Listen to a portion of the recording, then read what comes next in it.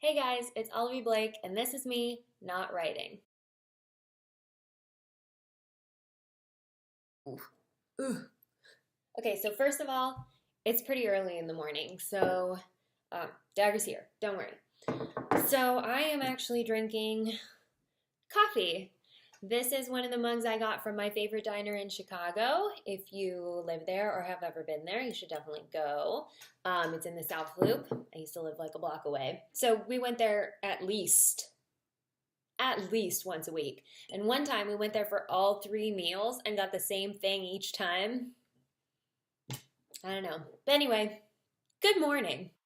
So I'm drinking coffee, one, because I drink a lot of coffee all the time.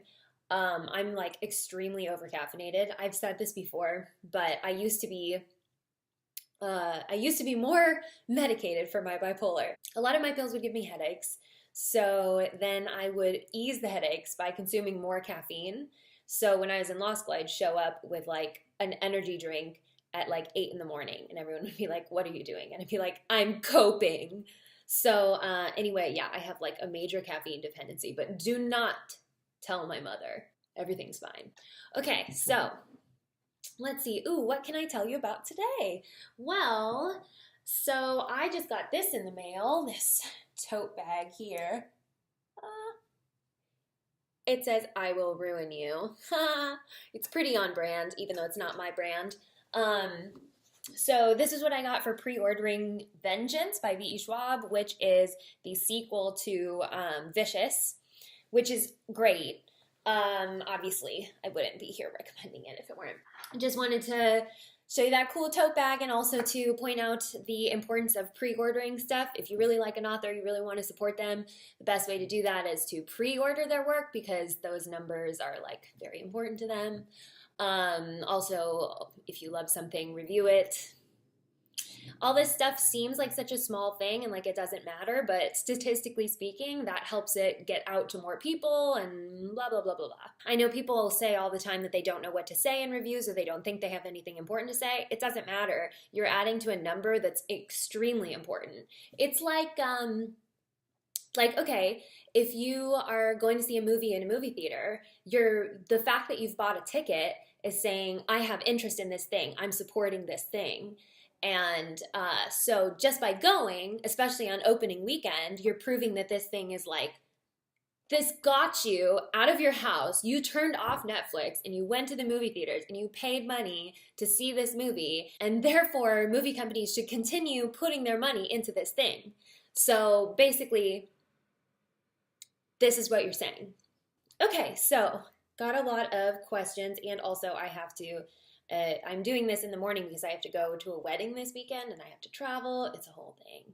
It's a whole thing. So let's just start, she says, after wasting several minutes of your time. Okay, first of all, this is the dream. Obviously, authors don't make any profit off fan fiction, but the idea that someone would be so in love with the world you created that they just want to keep living in it is amazing. And I mean, sure, you give up some of your ownership of characters, but like, do you really want to own something or do you want a community of people to own something? I say this as a fan fiction writer, so I mean, it'd be pretty like hypocritical of me if I was like, no, don't write fan fiction. So the first part of this is, yes, absolutely, I would love it. That is just positively the dream. Every time I write something too, I think about like, I wonder what weird pairing people are going to put together. I wonder what like weirdos that like are going to make this like incest thing, and not that I want you to. Actually, now I'm trying to think of actually my new book, there could be a lot of incest. So maybe I don't want to read your incest, but like if you want to write it, if it moves you to, you know what, I've gone down, no, you know what, I'm not gonna take this. This is coffee, this isn't gonna help. Maybe it'll help. Okay, so that was the first thing. The second thing is that someone has written fan fiction for my original works, which is great. Are You Mine Tomorrow by Sunset Oasis is available on Archive of Our Own, AO3, and it's super good. It's really, I mean, it's based on a song by the Arctic monkeys, I think. I'm gonna have to check. But super cute. It's for the pairing. I call them Vampirgeist because I like to spend time on clever pairing names, or what I think are clever pairing names, which is Vi Merrick and Tom Parker IV in Masters of Death, the vampire and the poltergeist. I may have already said this, but you know, whatever. They were, I mean, I guess I don't know that I have the right to call it a fan favorite, but I'm going to call it that anyway, from Masters of Death. So, Masters of Death, which I do keep right here next to me, next to the important things, like a copy of of Romeo and Juliet and the Ultimate Encyclopedia of Mythology, the important things. What do I misplace the most? Okay, I lose a lot of stuff. Mr. Blake gets on my case all the time about me losing things. Okay, that's not true. It's not that I lose things, it's just I get distracted and then I don't remember where I put. You know, this happens to everybody. You lose your phone when you're using it. That happens to me kind of a lot, or like your sunglasses when they're on top of your head. My thoughts are elsewhere. My thoughts are not on the mundane. One time he came to find me and I don't know where I was, but he was holding my toothbrush and he said, I found this in the kitchen sink. Did you maybe get distracted? And I was like, oh, I wonder now if I finished brushing my teeth, but I guess we'll never know. So anyway, the thing I misplaced the most, my glasses. They happen to be out on the table though. So I'm gonna put them on for this question, which is annoying because now there's a glare. But so these are my glasses. They are like a burgundy snakeskin. So there you go. I misplace my glasses all the time. I think because I just don't have a place for them. Like my keys have a ring next to the door where they go, and like my phone doesn't leave my side very often. But I never know where my glasses are, and I'm constantly looking for them. Same with my sunglasses. It's a hard life. Okay, let's see. What are my favorite kinks? You know, I mean, I don't know how filthy we're gonna get here. I'm gonna go with, rather than kinks, tropes. I don't know about kinks. I don't know that I can answer that question. I don't have any like tentacle kinks. I did read a really good fan fiction about that though. I'll look it up later and I'll put it here. I left a review and I was like, I don't know why I'm here or how I got here, but you're really good at this. And they were like, oh, thanks. So tropes I love. Forbidden Love. I love it. I just finished polishing the manuscript for Inheritance, which is a lot of Forbidden Love. I love enemies to lovers. I love banter. A lot of people say that my pairings like argue too much, but like, I love it. Mr. Blake. Actually, I've got a couple Mr. Blake things because last time someone pointed out to me that I forgot part of the story of how I met him. And it's that when, at the beginning of our session, we were on the row machines, or he was just sitting there observing me while I rowed. He was like, so what have you learned from your first week of law school?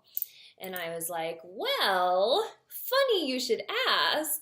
I was miserable already. This was the first 5 minutes and I was very upset about rowing. It's terrible. It's awful. I hate it so much. Yeah, so he asked what I had learned from my first week of law school and I said, well, funny you should ask. I learned that you can think about killing someone. I can think to myself that, oh, I could kill you with a candlestick in the billiards room and that would be totally fine. But as soon as I write it down, then we have a problem because then I've taken steps towards committing the crime. And he was like, oh, okay. I think a certain morbid humor is always a little nice. I love it when someone levies a death threat. Is that a kink?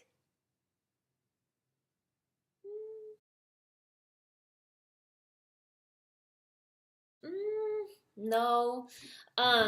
Actually, I was just talking to my therapist. I love to say that. That's like one of the more LA things I say, even though I had a therapist in Chicago. I was talking to my therapist about how someone is very nice to me, but I always read being nice as like not a good thing. To me, I feel like I know it's a good sign when someone levies a murder threat at me and they feel comfortable enough to do that. And I'm like, aha, here we are. We've entered the banter phase. Oh, I forgot to say also about Mr. Blake. Oh, shoot, what was my story? Oh man, I'm all over the place. Oh, the forbidden love. So when he worked at the gym, he was advised by his boss to not admit he was in a relationship so that he could continue to get female clients.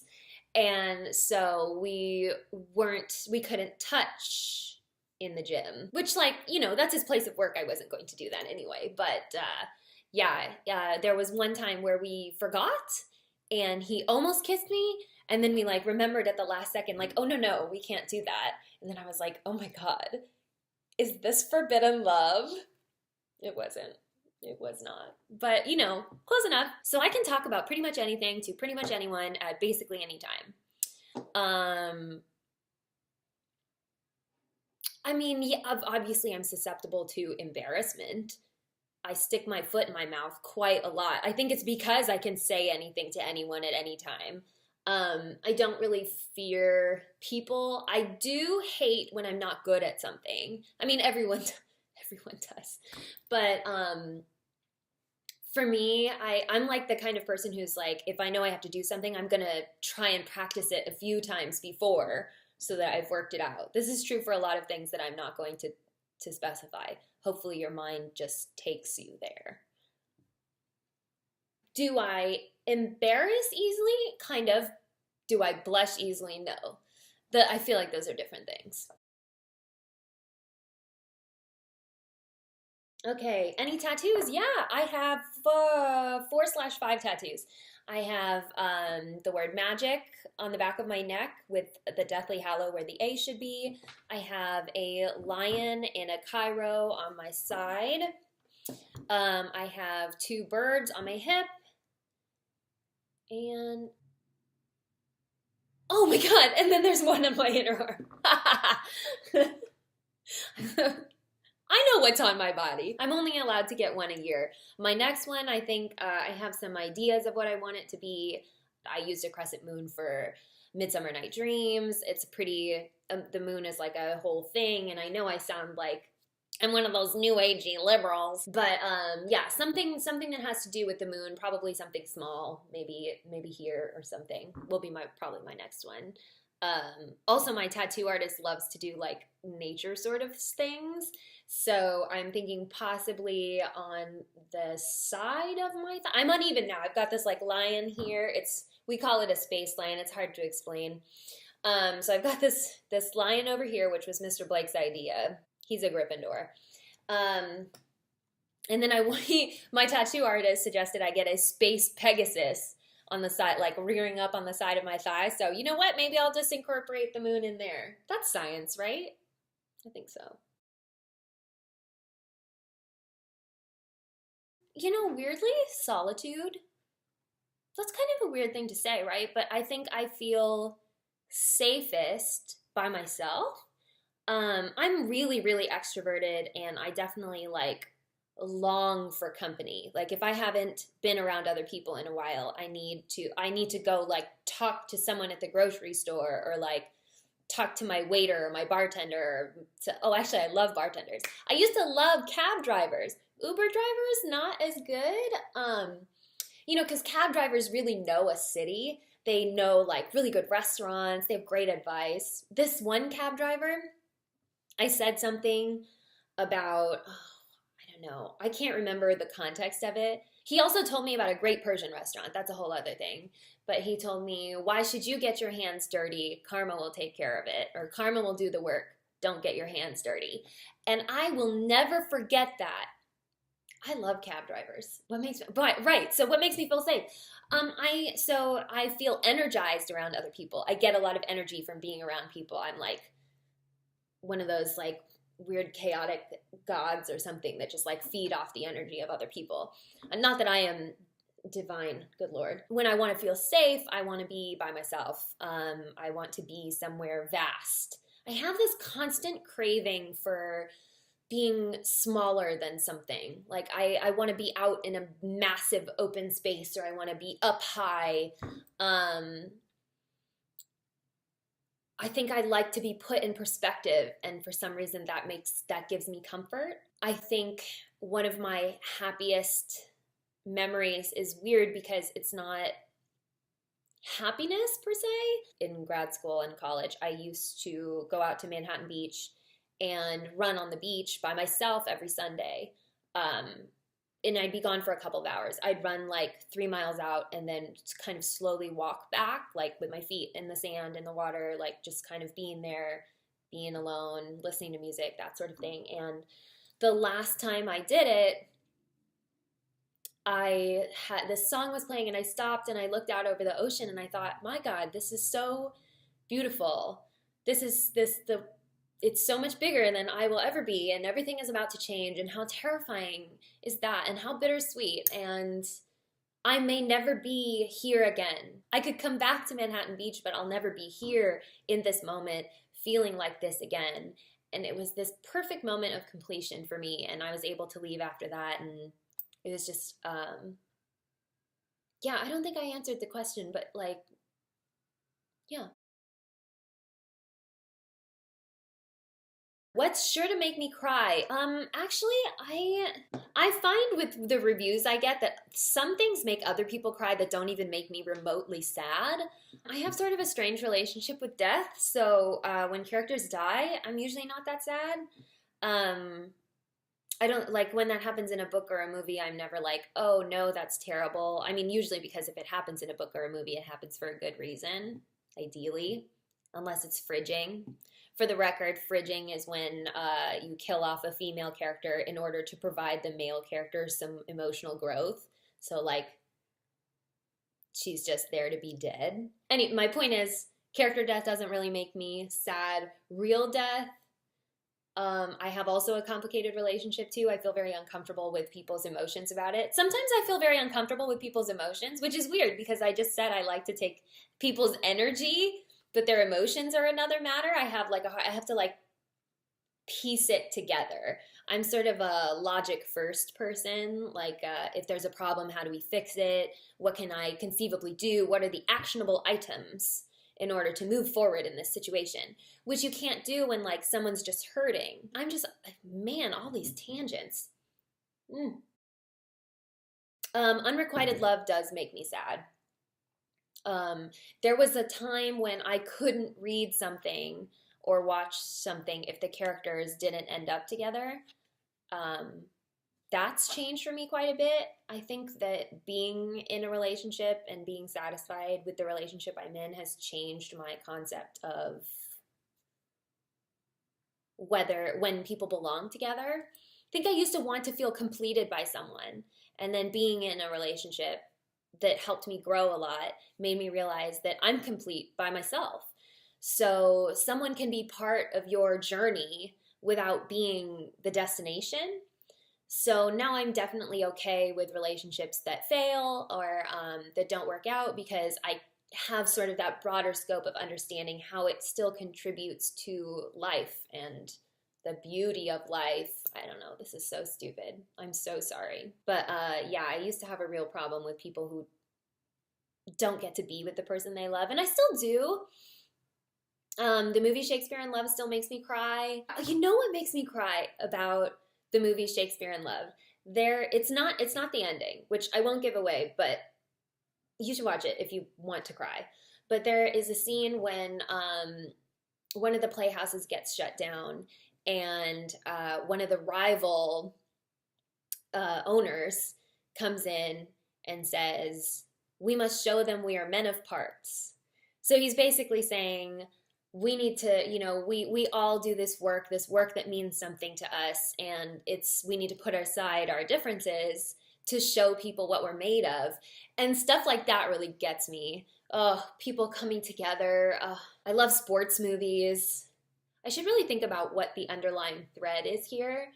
Because I don't necessarily love underdog stories or like chosen one tales, but that, I think, triumph makes me joyfully weep quite a lot. Maybe adversity is what I'm trying to say. Overcoming adversity is something I will certainly cry about. Or you could just watch last week's video and watch me cry and see what that is.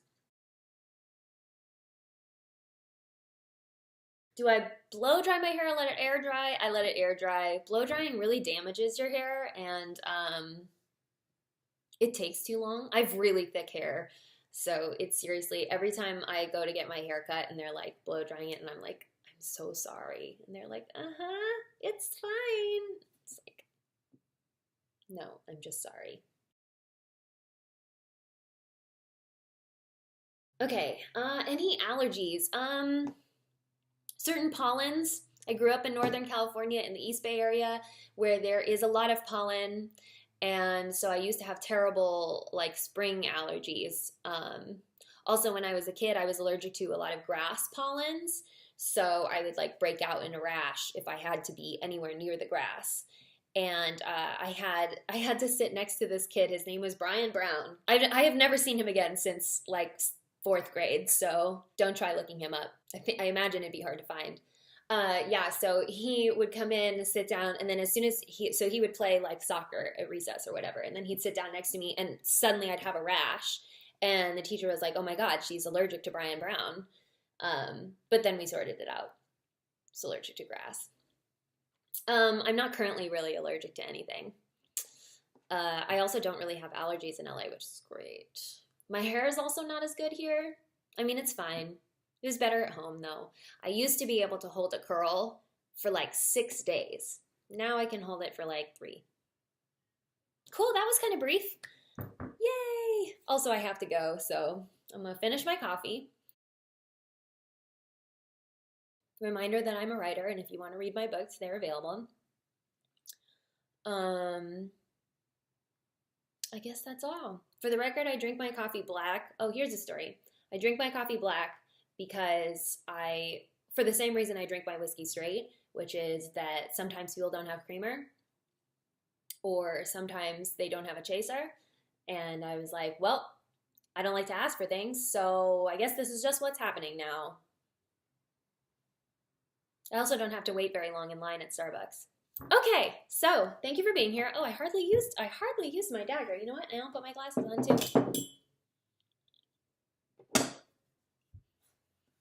Thanks for being here. So a lot of these were questions from last week that I didn't get to, but if you have any more, let me know. We'll see you next week.